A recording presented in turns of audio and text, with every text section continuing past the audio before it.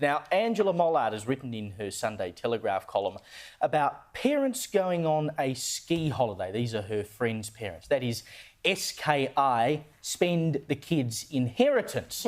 She tells the story of this friend whose parents are going on a top-notch holiday to Europe, first-class flights, river cruise, they're staying in a French castle, etc., all to celebrate their 50th wedding anniversary. It sounds lovely, but her friend reckons this holiday is worth a couple of $100,000 and she's upset because she feels like her parents are wasting what would eventually be her money. Angela writes that in the age of entitlement, everyone has their eyes on, if not their fingers in, the prize, and this is creating divisions within families. Now, my grandfather, Lucy, says if there's any money left over when he leaves this earth, he must have done his sums wrong. And to be perfectly honest, I don't care because he earned that money. Is it not his right to enjoy it? Absolutely. Go the F to work. I don't care where you are and what you're doing. Go to work. This age of self-entitlement from this generation is just disgusting. And I've seen it actually occur in other generations as well, right? Where they're still sitting back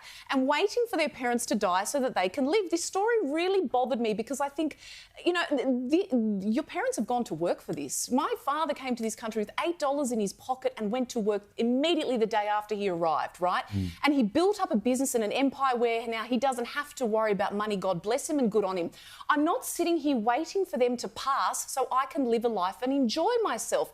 I'm going to work and creating this life for myself. It's disgusting. These kids all standing around with their hands out, waiting for everybody else to put them, you know, to put the money in them. Go to work. You're a disgrace. It's one thing, Sam, to think, OK, you know, one day I'll probably get an inheritance and that'll help me pay off part of my mortgage. It's another to go, I don't think my parents should be allowed to go on a holiday because I bloody well want their money. Yeah, it's that thing, you get what you get and you don't get upset. Yeah. You know, like at the end of the day, my mum and dad, I'm continually saying, you know, go on holiday or go on the business class. You know, your dad's always like, oh no, I can get there on the economy. It's like, you can, but also you're like, I don't know, 74 or something. Like, live your life. Maybe just live your life. 74 or something, you don't know your father's age, I don't know. I think he's about 74, something like that. He'd prefer you said 64. Sure. I think the problem, Caleb, is that it's become so unaffordable to live. I'm not justifying it sounds like Angela's friend is horrible. I wonder if they'll still be friends. They're not friends anymore, guaranteed.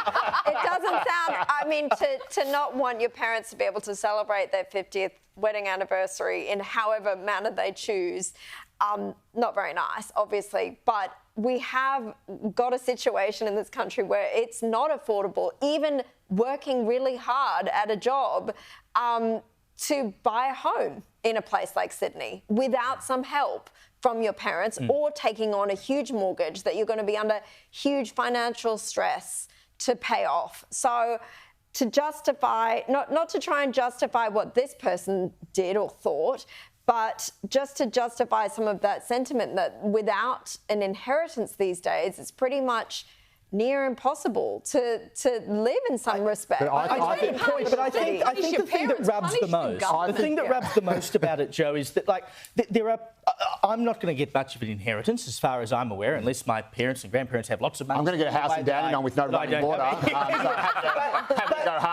I look at it and go, OK, I'm probably not going to get a lot. I might get a house or something in the midst of it, but, you know, I have to go and then work for the rest of it. So there are kids out there who've probably had a pretty good upbringing because their parents did have a bit of money, and now they're upset that they haven't got enough. I think you have actually nailed it. And I think the thing about this, right, if these kids were actually suffering and not able to afford to pay the rent and pay the mortgage or whatever, or get by in life, pay their energy bill because of the Greens, I'm pretty sure that their parents would not be flying first class to Europe, cruising down the Rhine and booking to stay in a castle. Yes. Right. So this is about. So this is not an actual injustice story. This is about kids, I suspect, who already have had a private school education, are probably pretty well heeled, wanting more, rather than, as Carrie said, kids who are going, oh my God, I'm not going to be able to pay the mortgage or whatever. I need this to be able to afford my own home. And of course, the irony is that it would be their parents, the parents of those kinds of people who are really struggling, dare I say, a bit like my mum, who actually would never contemplate flying first class or going over to Europe or spending that kind of money. And they are the ones who are actually doing the right thing. So it's a bit like My Fair Lady, where the people with the least money are actually doing the right thing with it. Yes. Whereas it's the people with the most money who are pissing it all away on one hand and whinging about having a lot, but not as much as they could have on the other. So I think it's so often the case. Now, it's like I always say to my mum, "You sure you're feeling all right?" You've got the house now, Joe.